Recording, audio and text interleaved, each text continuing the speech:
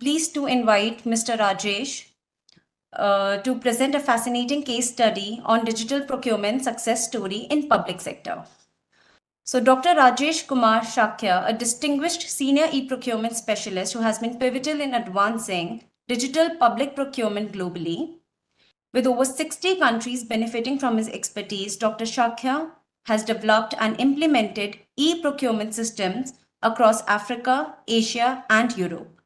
An acclaimed author and thought leader, he is known for his comprehensive EGP implementation framework, widely cited by governments and international organizations. Dr. Shakya holds a PhD from Capella University and certifications in AI, machine learning, and project management.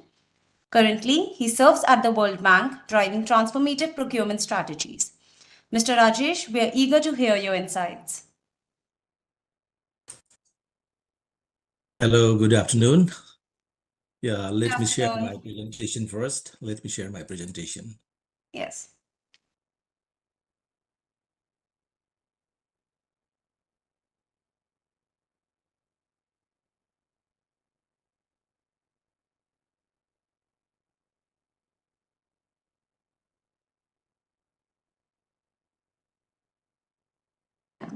Okay, all right, thank you. Thank you, and good afternoon and good morning for the participants. I'm myself joining from Washington, so I think it's too early here, around 3:30 in the morning. So in this session on digital procurement success stories, I think for over the next 20, 30, 25 minutes, we will explore how governments worldwide and also the World Bank are transforming public procurement using cutting-edge digital technologies like AI, machine learning, e-government procurement, and different other innovative technologies.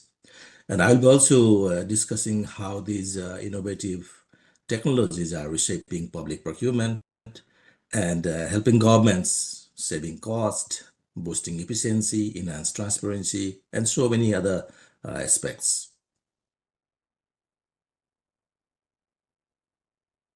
So why digital procurement matters? This is a big question, and I have given only two reasons why this is so much matters. You have heard already from Mr. Batra also why digital procurements are matter. Obviously, this is digital procurement refers to the use of digital technologies to streamline and enhance procurement processes. So why it matters? See, just look at the GDP that the share of public procurement in global GDP, which is approximately 15%.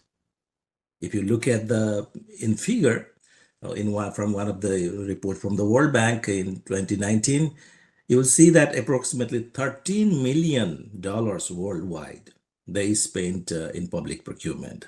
If you look at this amount, it's a cosmic high. So, and the share of corruption alone, if you look at, where this, again, public procurement is prone to corruption, everybody says that. And yes, in practice also, it looks, we have seen those kind of things. That corruption alone accounts for 15 to 30% of GDP in many countries.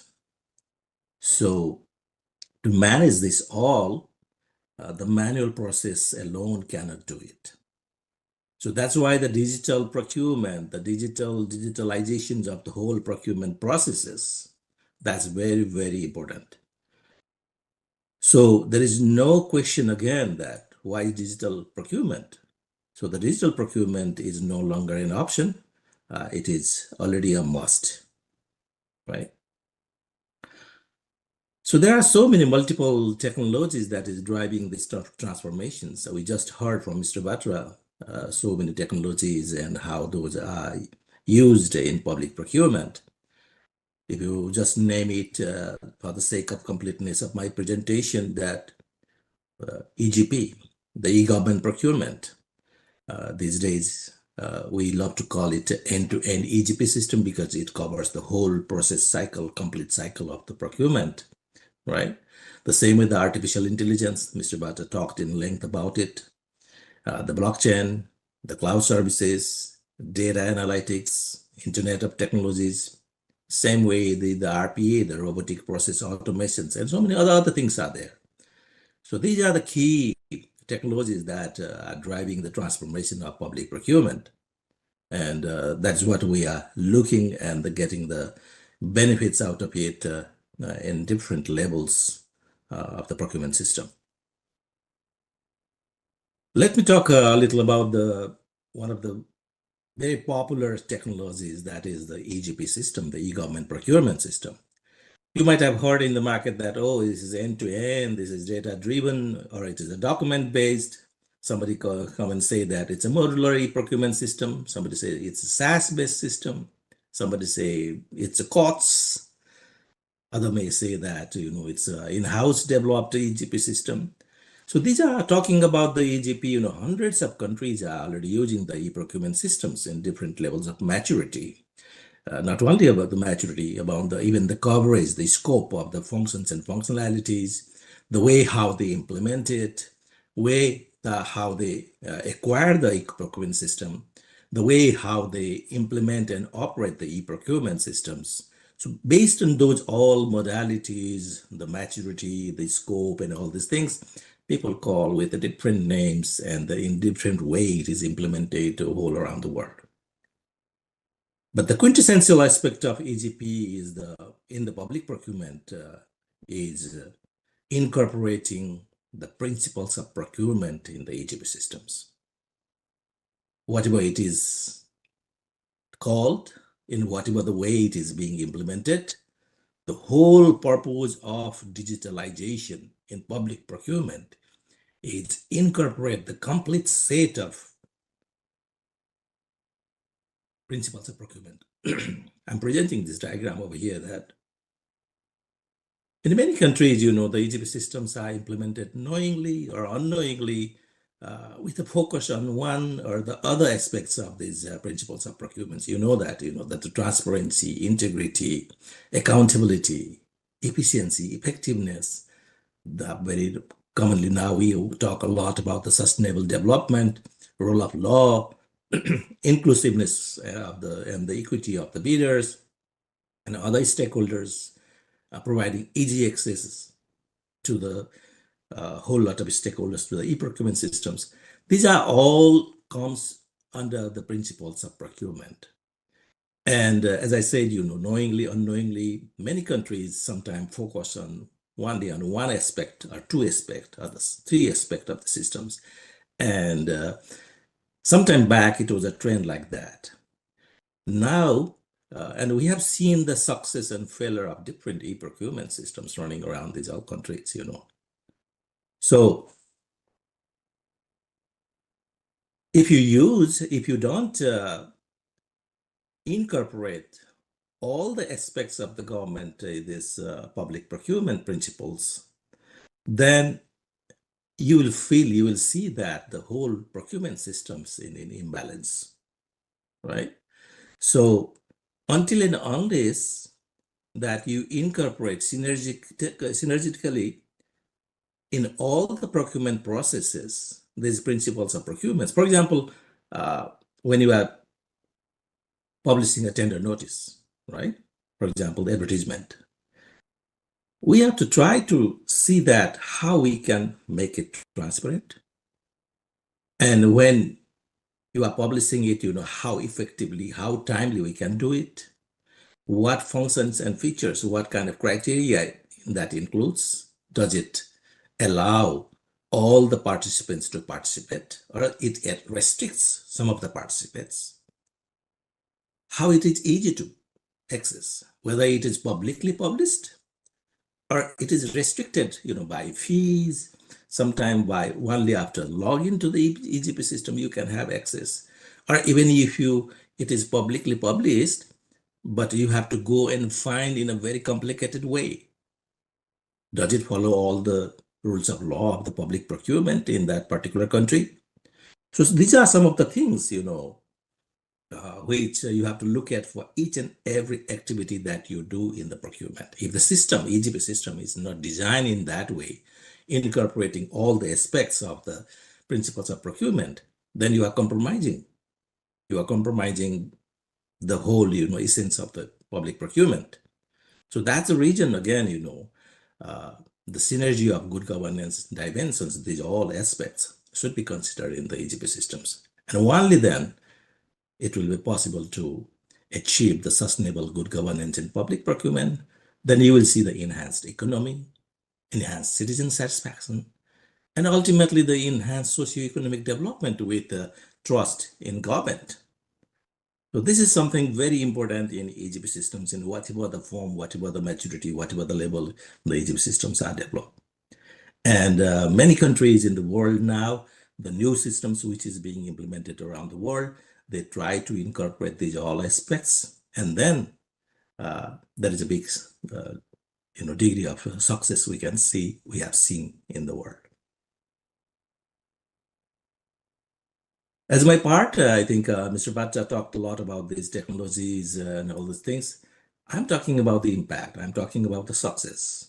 I'm talking about, how this AGP has made a huge impact in practice.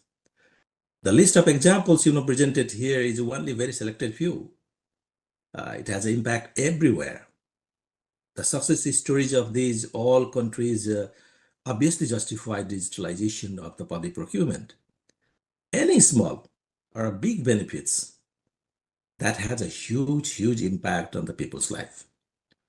So if you look at the few sections quickly, because it's not possible to go through each and every sections, but I just look at the few sections here, like reducing fraud and corruptions. As I said earlier, the public procurement is very prone to corruption, and people have it definitely defamed because of these corruptions here. That's why we are trying to incorporate all these principal procurements, implement EGP, and try to streamline these things. So look at that, the Romania, the country where when they started implementing EGP, just in 2 years, they could reduce the corruption cases by 65%. The same way, the Ukraine, the AI helped identify 20,000 procurement irregularities. It increased the competition.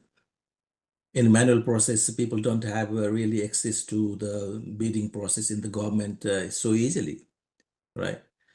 And since the e-procurement is accessible to everyone from anywhere, from any device, then it has also that increased the competition. Like in Albania, you see that, bid participation increased by 5 times. In Bangladesh, 4 times. Even in India, the startup participation increased by 2 bid per tender. This is a big achievement. It looks like a 2, 4, 5, it looks like a small changes, but it has a huge impact, It has a huge impact. For example, it helps in the better service delivery. How? So in Ghana, they use the drones. Drones deliver health products to 14 million people. The delivery of these products after procurement. And quality of roads increased in India by 19%. During the COVID time in USA, the 3D printing of these swabs per week was 4 million, right? So they're using these technologies, using these different other things. Definitely, it has made a huge impact on the practice in the life of the people, right? Let's see a little about the efficiency and savings here. Bangladesh, I think EGP revenue generation alone was 99 million in the fiscal year 18 to 20. And they also could reduce the procurement time cycle from 100 days to 58 days. See the reduction, the level of efficiency. The same way, the Chile, the EGP price saving of 8.3% for drugs, which is very important for the common people, right? And other 9.1% for the medical devices. So these are all examples here, Recently, I visited Morocco, and I saw that they introduced the e-reverse auction. And they started this thing in the coal industry. I was amazed by the saving they could make from the reverse auction. It was 65% of saving with the use of e-reverse auction. And most of these, they buy from abroad. And you can imagine that how much they save. Now they are trying to roll out these e-reverse auction in many other countries, many other sectors. So these are few examples that I'm showing that how the EGP can impact, how the technology can impact, in the real life of the people. So I saw in the presentation of Mr. Batra also, he also somehow presented, the way how technologies are used across the procurement cycle. I have presented in some different way. Based on the different stages and the procurement process and activities. I also try to divide that what technologies can be used at the different stages and the processes of the public procurement, like the pre-bidding, bidding, post-bidding, even contract management, all this, and in detail process and activities like planning, bidding, document preparations, all these things. So for the planning, as we say that, the Internet of Things, if you have the inventory, there, the Internet of Things with its capability of sensing the and finding out identification the status of the product and items in the inventory, that can tell you that what things should be procured, how much left, how it was spent last year, what are the trends of buying or what are the trends of using it. The machine learning can be used to see the pattern of this spend and all these things. Based on definitely again the data analytics, we heard a lot about that how that is important and how it gives you the insight of the data that you have about the data, about the market, about your internal consumption, right? And the generative AI, even these days, for the planning purposes, the market research, what you do, generative AI is helping a lot because it can go out to the whole internet. It can go out to your internal knowledge, internal database, and comparing and seeing the pattern and the developments and the trends in the market. It can really give you a very good picture that and help you to plan, right? The same way bidding document preparation, generative AI now will be, you hear a lot about the generative AI recently. And this is one of the tools and technologies that which can be used in the bidding document preparation, because quite often when you buy it, you prepare the bidding documents, and this is not so easy. But again, this is repetitive. This is somehow a template-based things that you do every time. So to make your life easier, the robotic process automations can be used. I will come one example later in my presentation that the World Bank has recently developed a kind of prototype to generate a bidding document and also populate the data, and based on the data that generate a bidding document using the robotic process automation. Definitely racks and the agents racks like the retrieval augmented generation, where not only the whole trained internet-based data, also your internal enterprise data, your own data can be used again to develop these bidding documents. Selection process, the bidding process, everything can be again, streamlined. AR and VR, I have seen the examples where, in the large public contracts, sometimes you need to visit the site to see the status, to see that what can be done. So the augmented reality, the virtual realities are being used. The same way, business intelligence are being used to see that how the bidders to be selected, what are their profile, what are the risk factors, right? Selecting that particular bidder. So this can help a lot, right? Especially you see that the corruption happens during the execution of the contract. And so AI tools, not only the AI tools, even the normal simple EGP tools can be used for, the executions monitoring, performance monitoring of the contract execution. Different technology tools can be used. Same way in the reporting, generating the reports, generating that kind of content, carrying out audit. I will give you examples later on. that how the audit reports can be prepared based on the data available across the whole procurement cycle that you have executed. So this is how the technologies I have tried to map it here based on different stages and the processes of the public procurement. I was talking earlier about the AI, this EGP impact. Just this slide I have prepared here to show you the AI impact. I think one of our colleagues already presented from Singapore.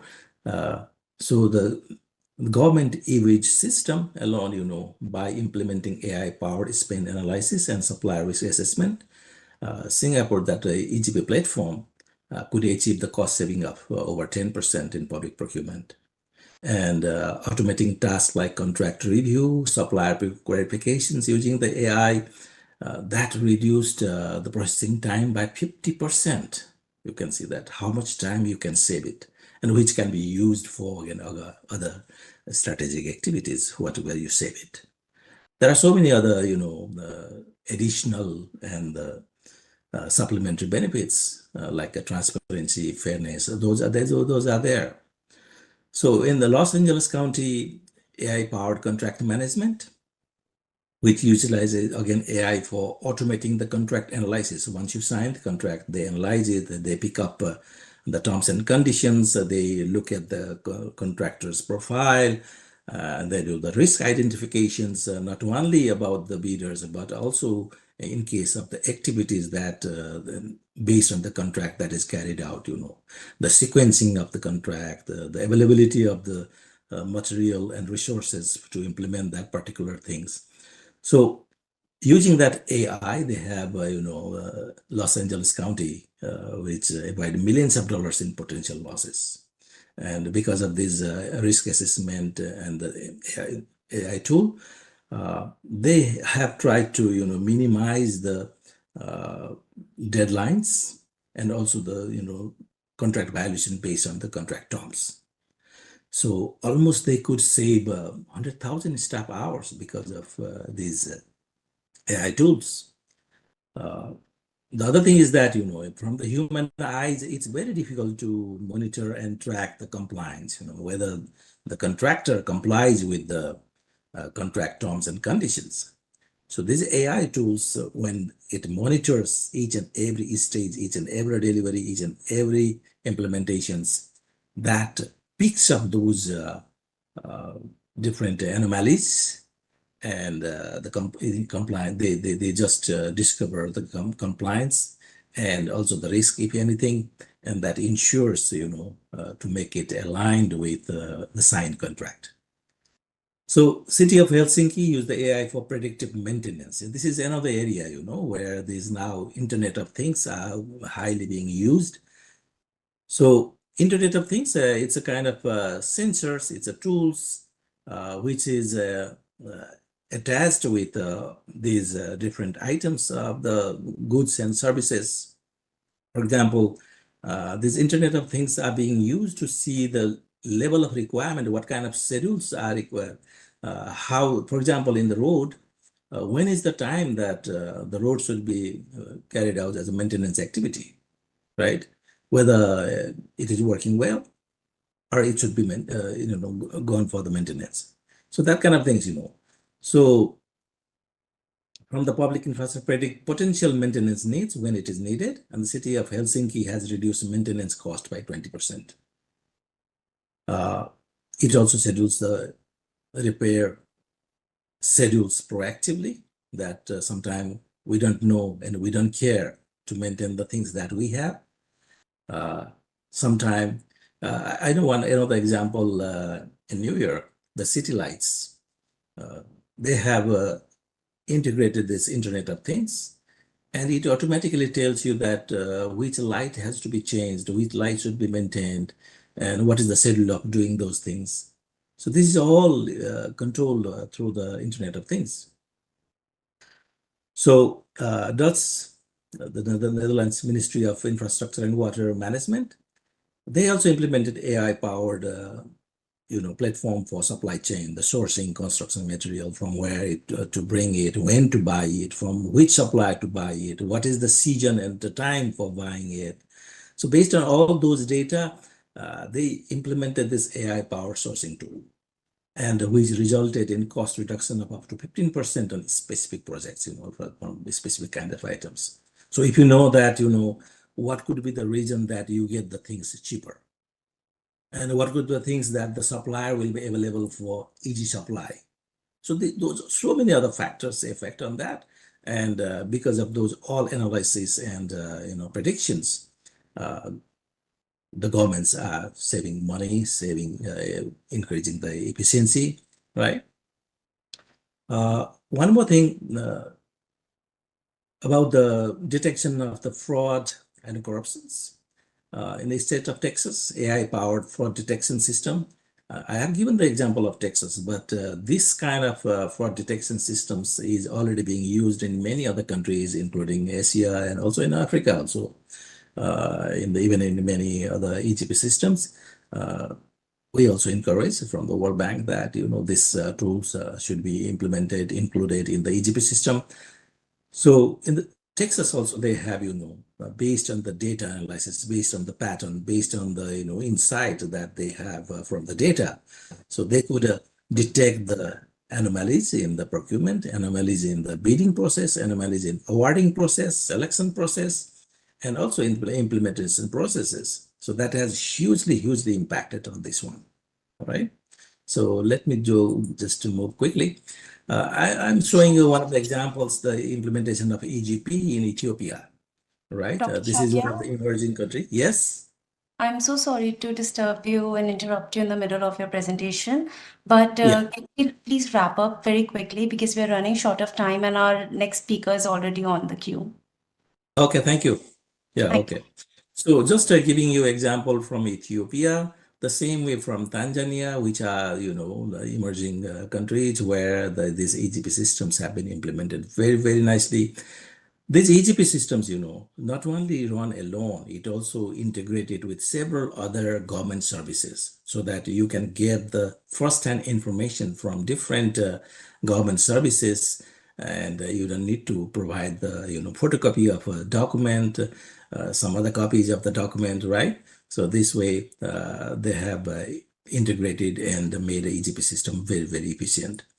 Just one example, in many ways that we have a lot of documents in manual system. Those are printed documents, PDF files, Word files, so many things.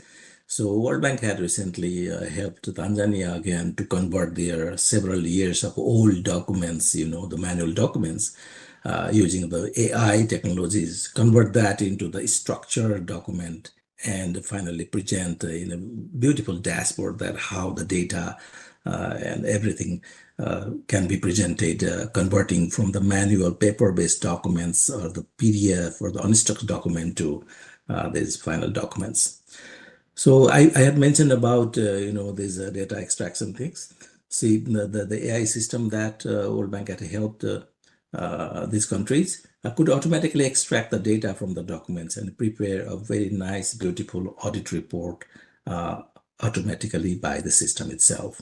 So this is how the report looks like, when you use this audit report. Just a little about the, how we are using the AI in the World Bank. One of the very first tool and the very popular tool is this tool called which is a chatbot, RAG-based chatbot, where most of the employees and also the public, they use this chatbot, and it helps, to assess and review the different huge piles of documents, gives the instant, status, and it gives the insight of the document. You can track with the document. You can find out the risk factors and also the recommendations for, mitigating those risks. We have an internal, network of AI champions. I talked about this robotic process automation tool, which we recently, developed a prototype for bidding document generation. Same way, the review process, we carry out a lot of those review process we are already carrying out using the AI tools. One of the first, Carbon Guru. This is one of the first applications that World Bank developed using its internal expertise, which helps again in the climate change, tracking the carbon status of different items, goods. Data analytics we are using extensively in many countries. See just one example here, because of that AI tool that detected 500 firms owned by civil servants responsible for supervising these firms' contracts by themselves. So otherwise, if we didn't have this kind of tools, we don't understand that civil servants are monitoring their own contracts, they are participating in the government bidding. So these are all things we could not have identified. These are few examples of the blockchains. Blockchain is again, which makes the things immutable, and also the transactions transparent and secure. There are different examples. Just a last slide.